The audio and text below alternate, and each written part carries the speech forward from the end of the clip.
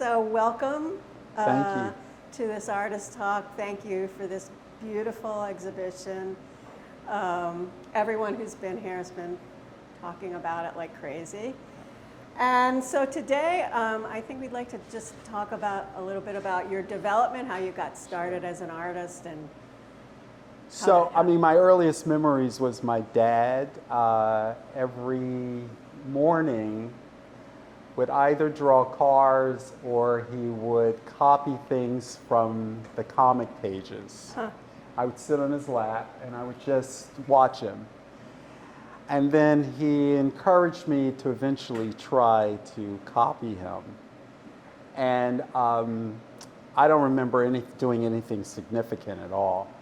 So unfortunately, my father died when I was 8 years old, suddenly. And I was in I think third grade, and we were working with watercolors, and the teacher looks over and she's like, "What are you thinking about?" And then I don't know.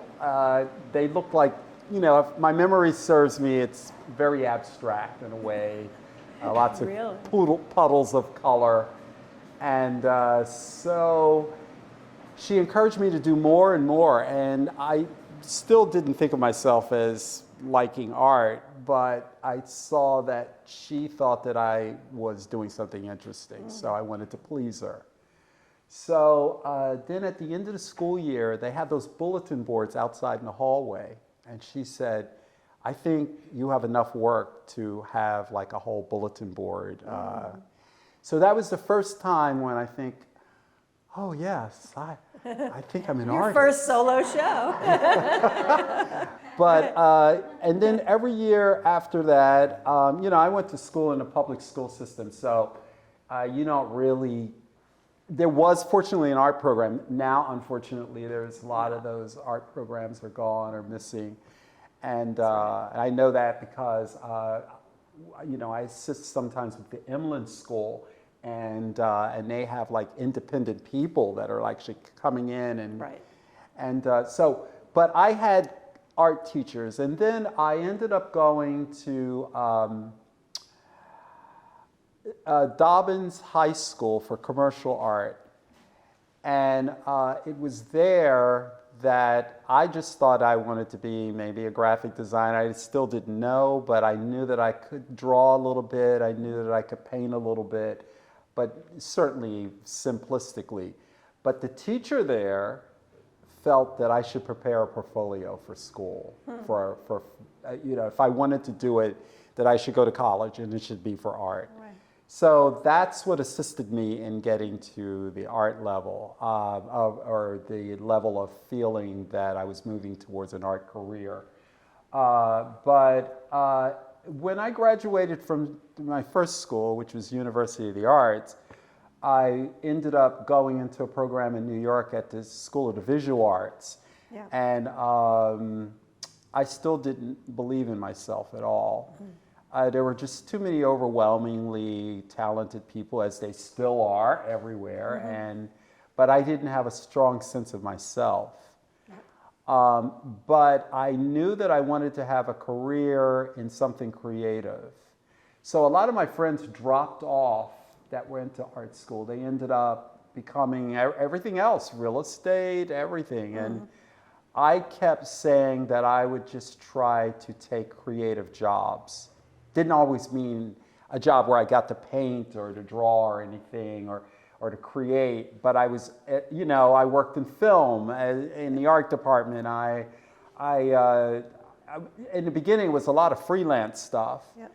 And then finally, some of you may already know, I ended up getting a job with a pretty famous musician, and he happened to be making paintings and was passionate about it. Yeah. So believe it or not, he, of all people, because he was known for his music, was the one that inspired me to go return, because he kept saying, "Why aren't you painting?" "I'm painting. I paint every day. Why aren't you painting?" And I was just like, "I'm busy with your work." but in the end, it led me to really returning to art passionately and making it. And so I spent most of my life doing other things to pay the bills, but I always was painting. So the last 5 years have been like much more sort of like, you know, more attention in my direction, I think, and I'm grateful for it.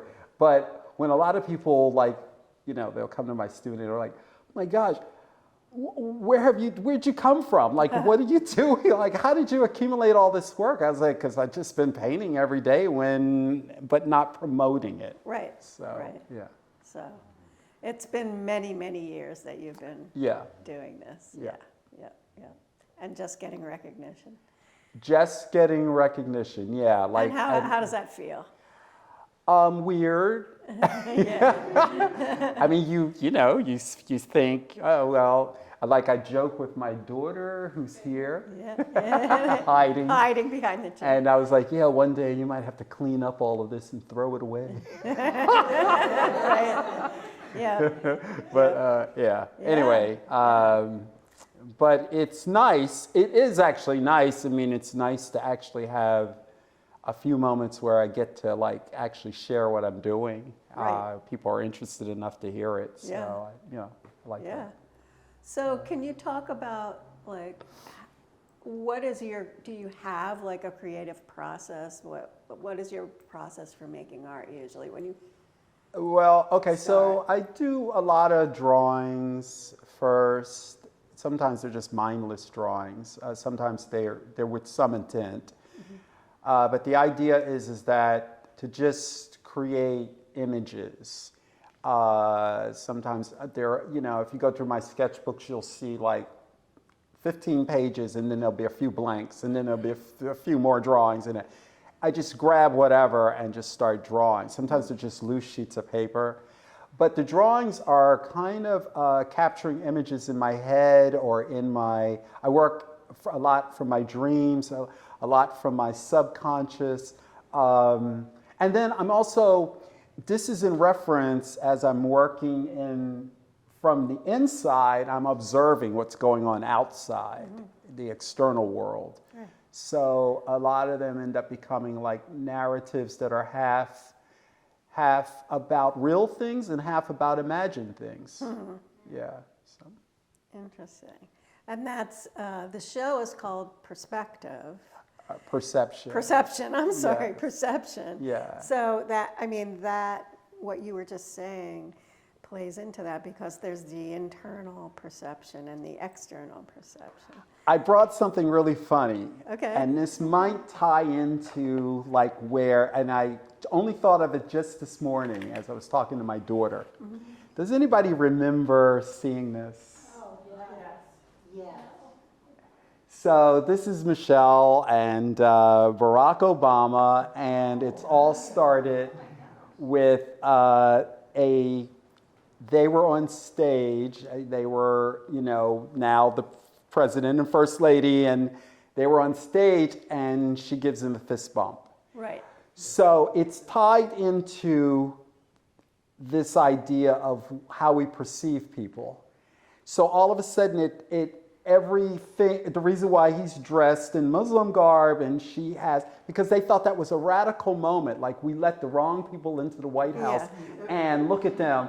They're like, they're going to upset the apple cart with their color and you know, culture. And their culture. Meanwhile, they were both very qualified to be there on an intellectual level. Obviously. And so, you know, they got an artist, obviously, to draw what people were thinking. I mean, you know, we know how many thought that he wasn't born here and his education, they questioned that. And then I think they questioned her less, but then when she did that, they thought that she was a radical. So the idea is that all of these images that I create sometimes are, don't just look at the surface, look at the layers underneath, because they all sort of lead to this idea. We always judge things on its surface level and nothing else.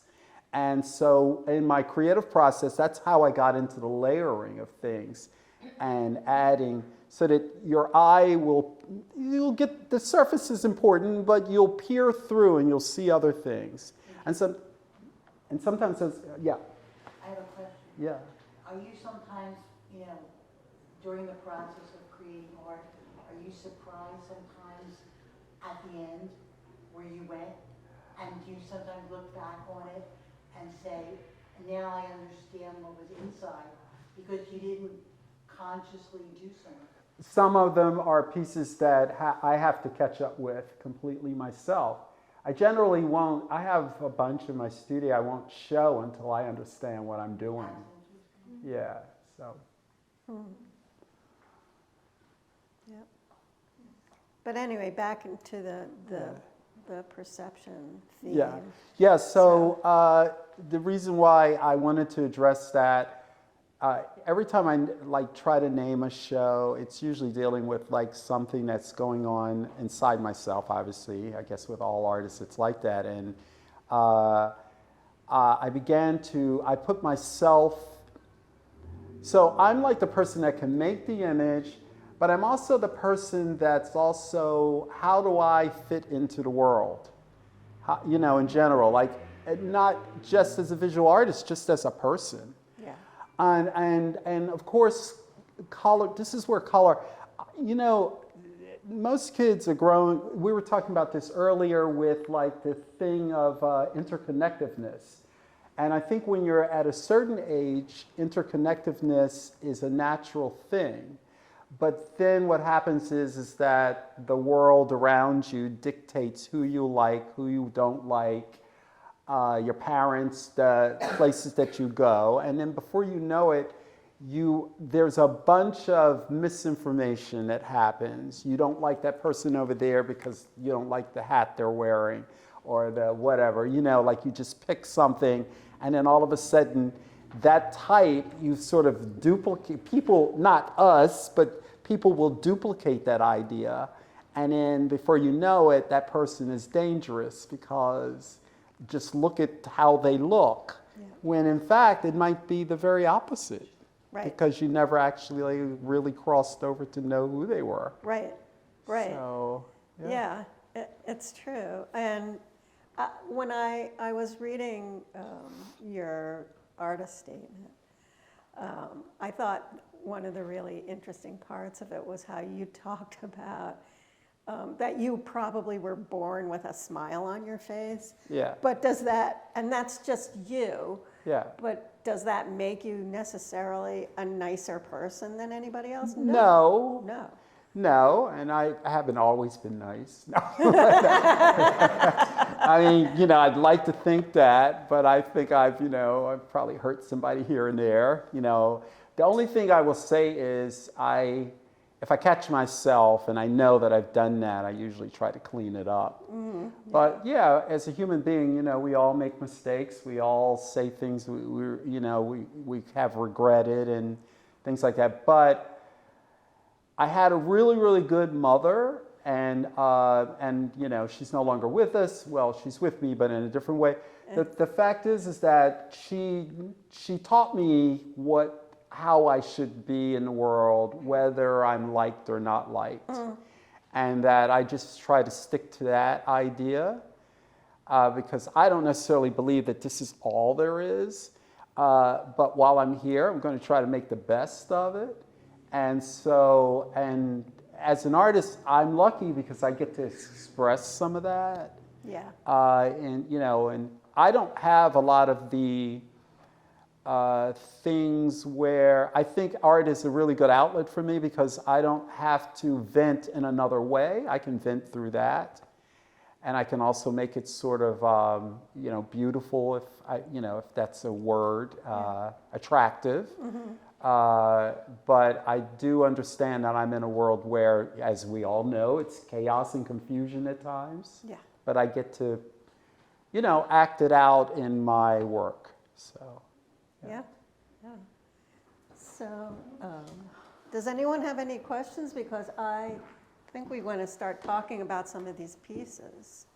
I have a question. Yeah. And my question has to do with just your experience in the studio and what actually is motivating the productivity. Because one of the things that I just admired you for is how productive you are.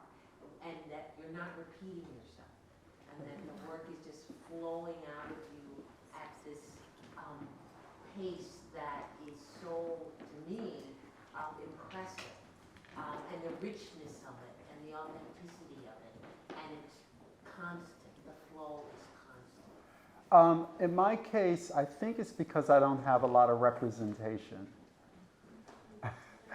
I mean, the passionate part of making work has always been there. I've always made work, just make it, make it, make it. I'm a maker. But I think, because I've talked to other artists that have been really represented by a lot of galleries and stuff, and I think what happens, I was earlier in my life, I had a gallery in New York. I think what happens is that you sell a painting and they kind of want you to make the same painting again or something similar. And then in fact, just the other day, a fairly well-known artist from Philadelphia posted on Instagram something very similar to that. And he just says, yeah, I've spent the last 40 years making the same painting, because he is highly represented. And I thought about that and laughed, and I actually talked to others about it. And I think that's the reason why I can keep it fresh, because although I have been getting in shows, I don't have anyone really telling me not to make the same thing again. And I don't know how I will feel about that, because most of my work, I can't even duplicate some of it. And, you know, like I can try to, like I have laughed about it because people say, well, can you make me that painting? And I'm like, nah, I kind of can't do that. They think that I'm just being like kind of funny about it, but I'm not, it's the truth. I'm not sure I could like actually copy it.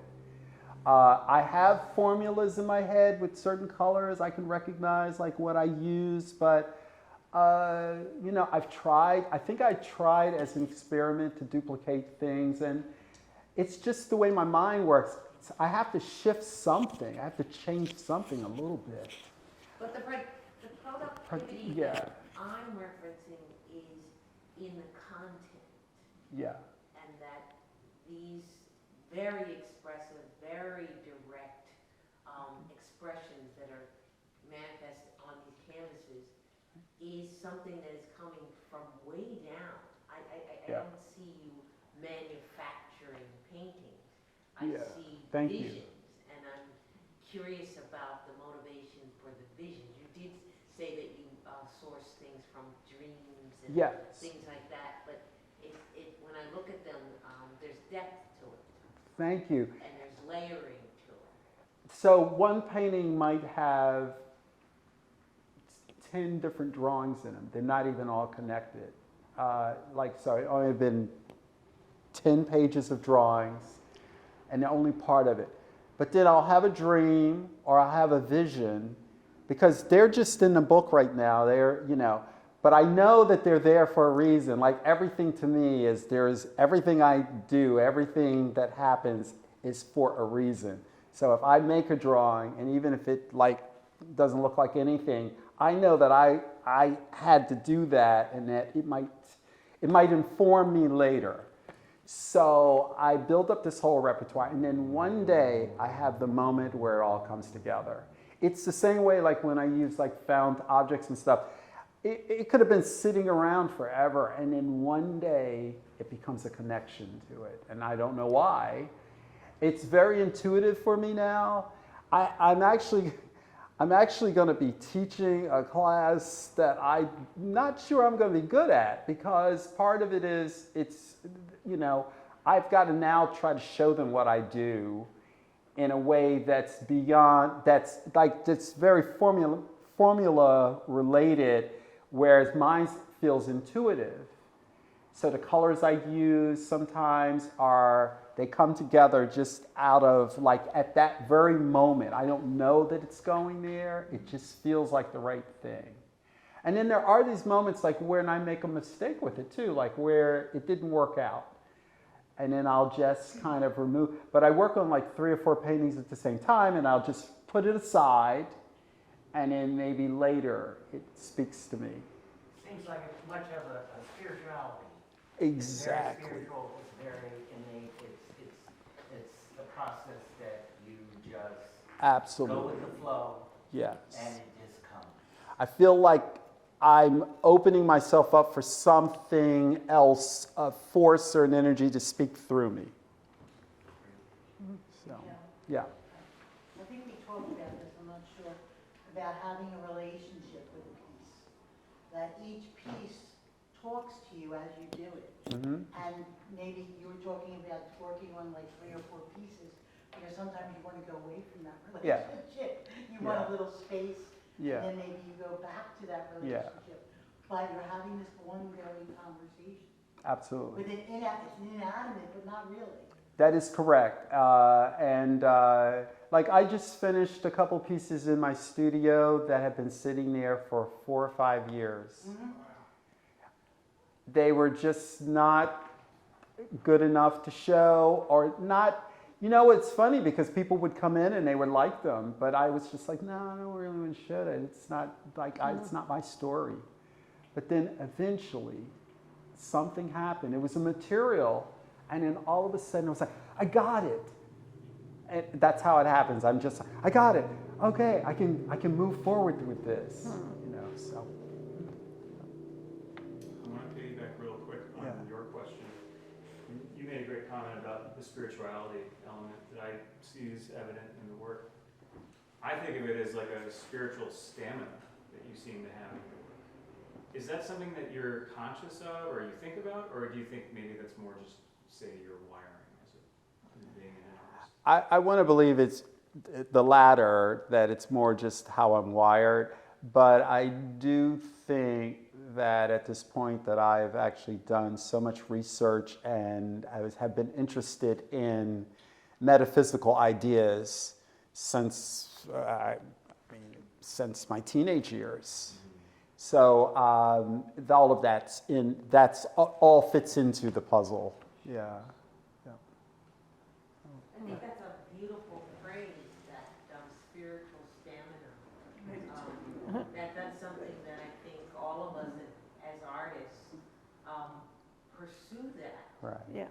And there's always that concern that it's going to diminish or it's going to leave us temporarily Yeah. or forever. And so you demonstrate in your work the fact that you do have that spiritual stamina, that sustained spiritual stamina. Thank you. And that, but I never get a sense from at least what you demonstrate publicly that you're having those issues. I think you're right. I rarely do. Maybe it is a gift that I take for granted, but I don't. I try to do my daily gratitudes for all these things. But yeah, I mean, I've not been ever stunted for stunted for me is like just I'm going to California for a week, so that I won't probably be painting. I might take a sketchbook, but that's like brings more life to me when I come back. I'll be ready to go again. So. Why do you use wood? You know, I didn't for many, many years. It may come out of the idea that I once worked at an art supply store, and they had these wood panels. And to be honest with you, it goes all the way back. When I was in Italy and I was like looking at Renaissance art, I was always fascinated with the paintings that were painted on wood. So it was in the back of my head, but it wasn't like I was painting on canvas then or on paper. And then I had access to these wood panels and I just said, let me try it. The artist was trying to convey something there. Why do these two rooms look so much alike?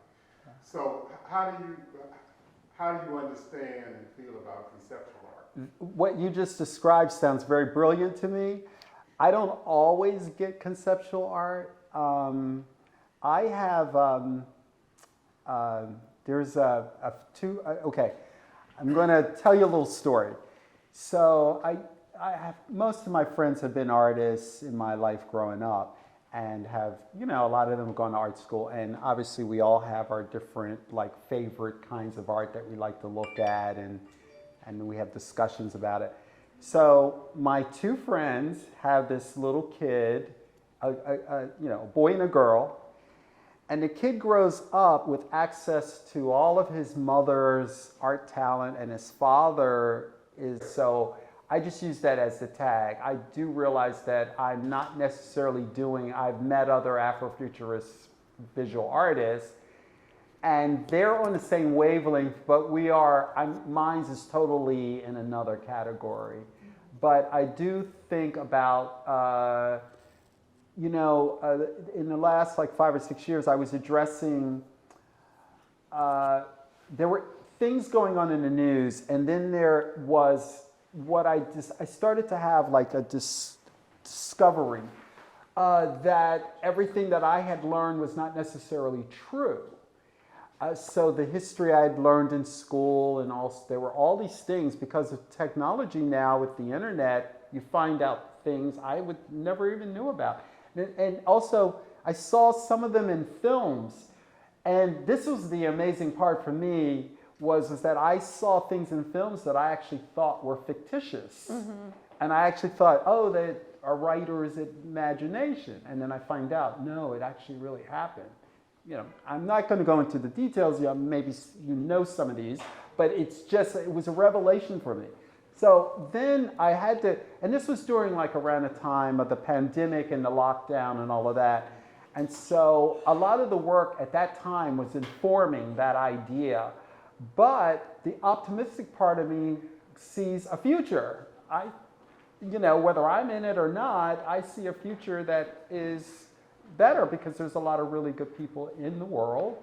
And I just want the good people to be the ones that dominate. But so I don't have a tag for it, but I would say that the ultimate theme is about moving positively into the future. Yeah. And how does the Afro work into that? Just the references to my culture. I've had other people that have asked me, why do you use Afrofuturism? Don't you think that limits you? But I was like, no, I've read poetry, writings of people, Nora Zill Houston. Obviously, Sun Ra was in that group. But there were so many more that actually, Sun Ra gets a lot of credit, as he should, but there were so many more people that it was in Harlem. There were writers and there were filmmakers, and they were all kind of thinking about this idea of what it would be like in the future, where it's, where African Americans are seen as powerful, as intelligent, as, all the things they should be seen as. But, so that tag kind of felt like the right tag for me at this time. Yeah. And you're a lot more in this collection, this Yeah. perception collection. Yeah. You are so much more in these pieces than I've ever seen Yeah. before. I mean, Yeah. each one of them it's you. But Yeah. we're looking at you, Yeah. but we're also seeing through your eyes. Yeah. That's true. So it's interesting that way too. Thank you. Okay, so Picasso. everybody knows me that I'm actually vegan now, but I was vegetarian then. And there's this place that only specializes in pork. But it's a Okay. very famous place. And, it's very, it takes a lot of money to go there. Right. And so I see this image as I'm passing by of an African American sitting at a table. And I think it was because we used to travel with all these musicians and to jazz festivals. So you would see people from everywhere, some you don't know. Right. But he was like really sort of dressed really well. And then there was like this woman like that was in this costume that was just kind of hoovering over him. Yeah. So that's where the story came from. Yeah, I mean, that's like a crazy image. I love it. Yeah. Yeah. So it was an actual event. It was an actual event. And I took a photo of it, and then I discovered the photo only in this last year. And then I made it started with drawings, and then it turned into a painting. So that's a memory. Yeah. That is a memory. Yeah. Huh. Yeah. No. Oh, I'm sorry. Just let that go. Can we? Um, Yeah. I just wanted to bring, we're talking about spirituality, Yeah. and I was thinking, I went to a course on Kabbalist mysticism, Mm-hmm. and they brought up a word when you were talking about spiritual things. I thought desire. They said as individuals we must have desire, and I thought of that especially connected to people in the arts. That the driving motivation or incentive is desire. Does that? Yeah, that's a good word. That's the word I thought. You have, for me, one of the things, not that I can come up with a better word, but one of the things is like, why do artists make work? Why are you compelled to do that? It's not like you're, it's not like you're like, there are formulas like people know, like if you go to Wall Street, you'll probably end up getting rich if you don't do anything that's too illegal. But, I just added that in there. But the fact work or that that anything more will come of it. So that is the desire right there. The desire is that you're compelled to do it. I mean, what impressed me was those, sure, it's the, and maybe I'm saying it wrong, but it's all of the older people in the South that were making art. They were just compelled to make art. They were just compelled to make sculpture. They were self-taught. The outsider. Yeah, yeah, and they were just compelled to make it. And why was that? A lot of them, they weren't rich. They didn't have it, but they were just compelled to wake up every day and do it. God told Things. I mean, other people are.